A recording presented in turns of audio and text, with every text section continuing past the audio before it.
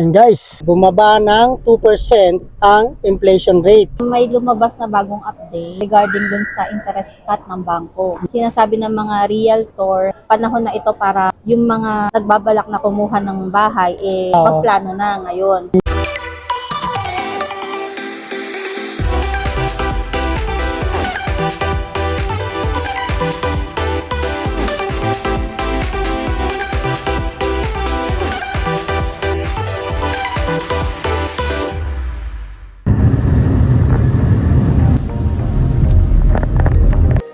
And guys, bumaba ng 2% ang inflation rate.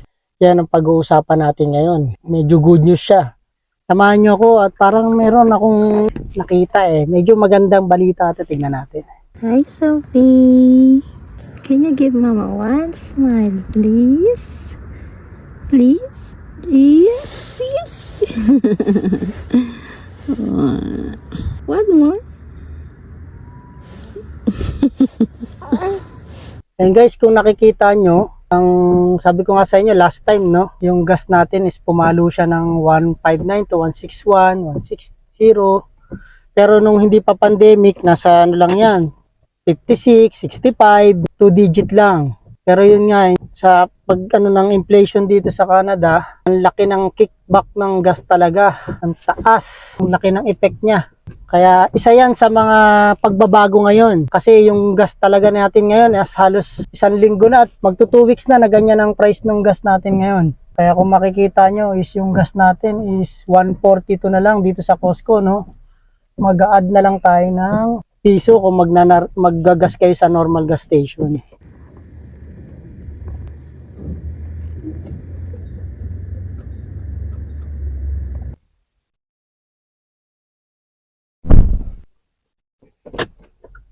And guys, tapos na tayo magpagas, no?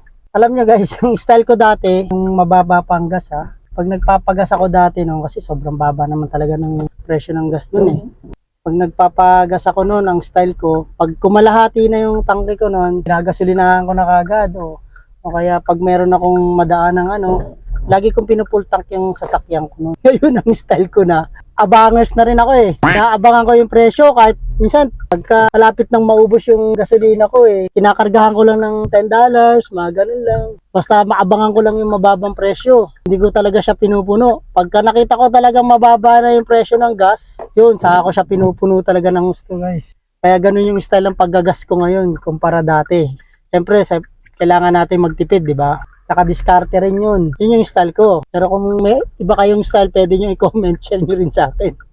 Diba? Yung mga isang update, no, sa pagbabago ngayon sa inflation, no. Medyo gumanda nga ngayon kasi halos 3 weeks na o 2 to 3 weeks na yata ganyan yung presyo ng gasolina natin ngayon.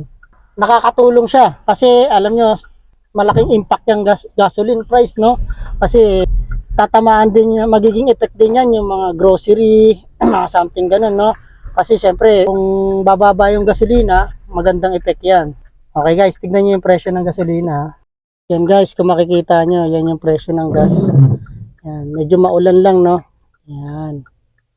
And guys, no, nakita natin yung effect ng inflation rate, no? Bumaba siya ng 2% according dun sa updates, sa news na napanood natin. Ano ba yung mga naapektuhan ng pagbaba ng inflation rate? Anong una, yung gas, di ba? Tapos, siyempre, pag tinamaan yung gas, sabi ko nga sa inyo, maapektuhan din yung mga price ng mga grocery, no? Sana nga, mga ilang araw na lang, magkaroon tayo ng update na bumaba yung kasi, necessity yan Yung grocery, talagang necessity yan, kailangan talagang karoon ng effect yan, no? Tapos, pero according din sa news na napanood natin, is yung mga shopping items, no?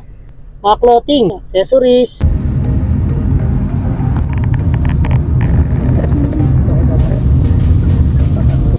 so guys, samahan nyo ako ngayon sa araw na to, no?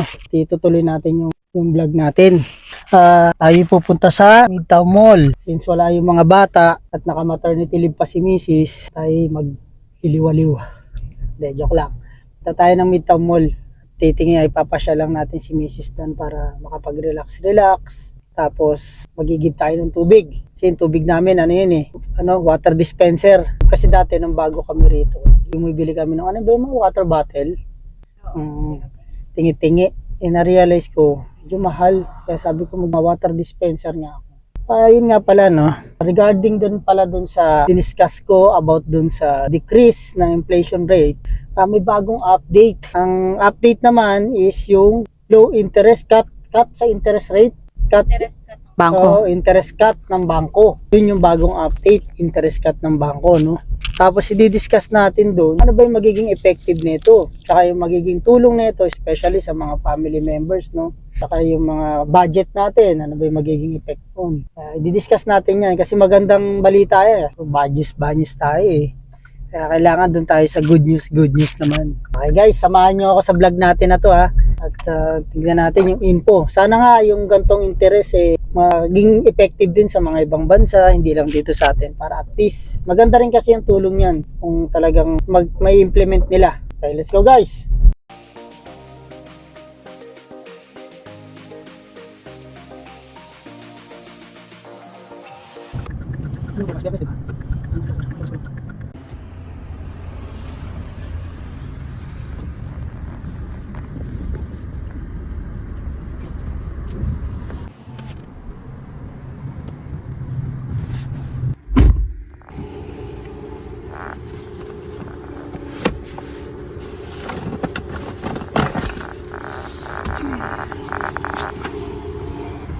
Tana ako dyan, Ha? Tana ako.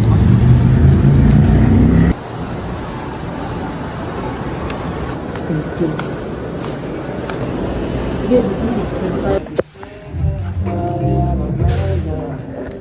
Yeah, 'cause I found a skinnier one for like a little. hello guys, ito nga, no, nandito kami sa mall. Ayan. Sa Midtown Mall to, dito sa Saskatoon. Discuss nga sa inyo ni Mrs. regarding dun sa mga cut ng interest rate, no? Ayun nga, may lumabas na bagong update regarding dun sa interest cut ng bangko.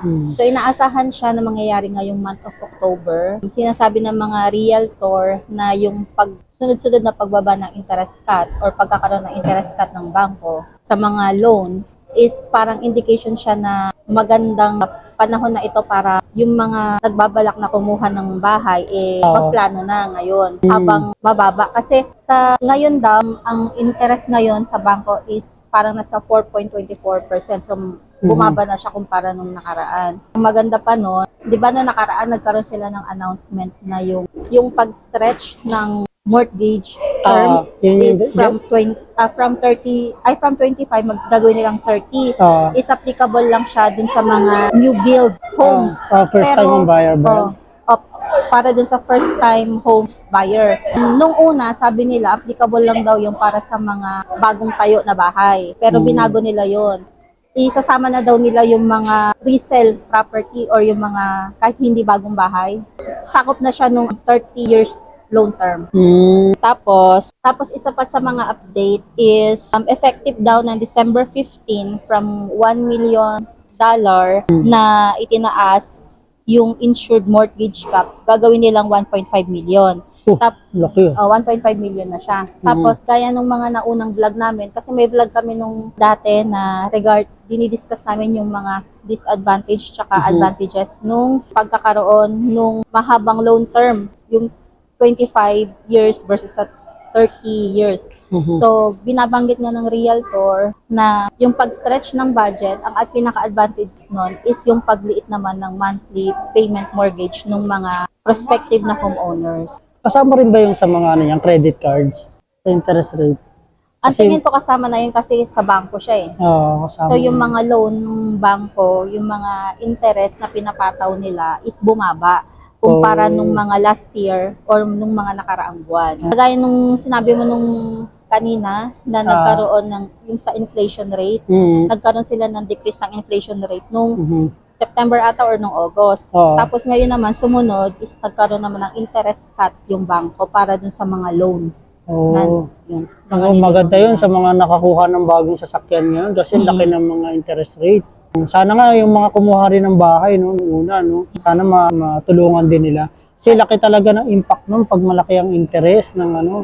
Parang kasi nagtatrabaho na lang sila para sa bangko. Para sa interest. Oo, nagtatrabaho na lang. Hindi na sila nagtatrabaho para sa sarili nila. Kasi, kumbaga kung mataas kasi yung interest ng bangko, kahit na madalas ka maghulog ng utang mo sa bangko, parang konti lang yung nababawas. Oo, Kasi nababawas. gawa nga nung ina-apply muna nila sa interest. Oo. Bago dun sa pinaka Main na utang mo. Utang mo. Tapos, ang isa pa naman na nakita naman nila na negative doon sa pagbaba ngayon ng mga interest sa bangko is parang, syempre, pag bumaba yung interest ng loan na pinapatupad sa bangko, dadami ngayon magkakaroon ng interest na kumuha ng bahay. Ngayon, pag dumami yung mga tao na kumuha ng bahay, yung marami yung gustong pumasok sa housing market, ang pinaka-negative naman yan is tataas naman yung pinaka-presyo ng bahay na kukuhanin mo. Parang siya, law of supply and demand. So, pag maraming demand, Ayun na. 'di ba? Ang gagawin ngayon ng mga nasa ganung field, itataas nila ngayon yung presyo. So medyo Thank you, Teacher Emily.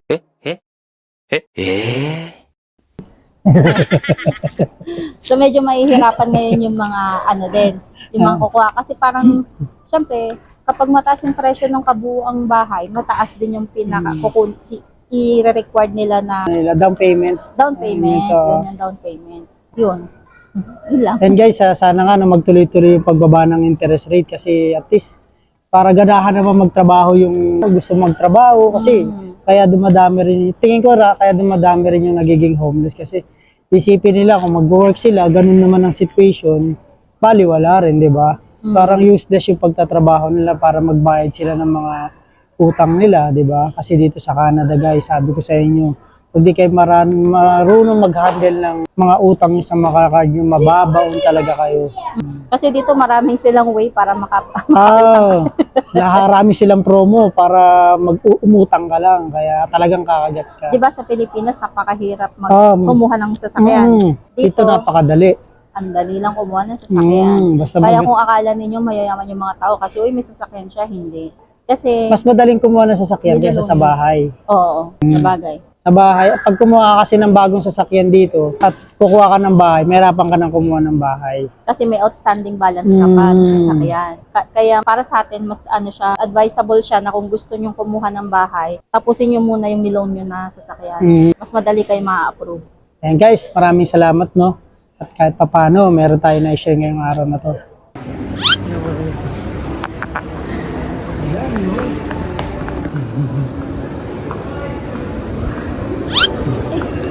Yan, pinag-shopping ko yan guys para ganahan. Para makabawi. Salamat na sa akin. Makabawi sa mga kasalanan natin.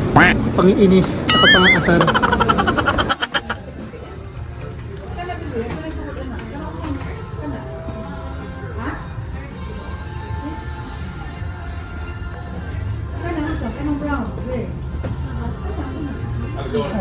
Yun guys, natapos na nga kami mag-mall ni Mrs.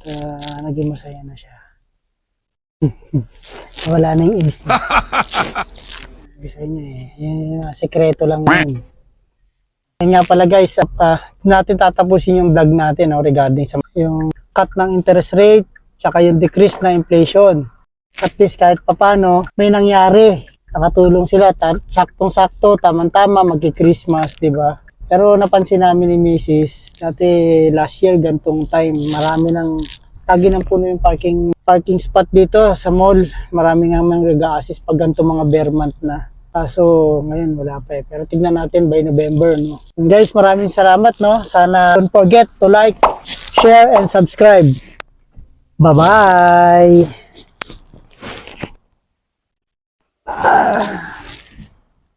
Mga tayo.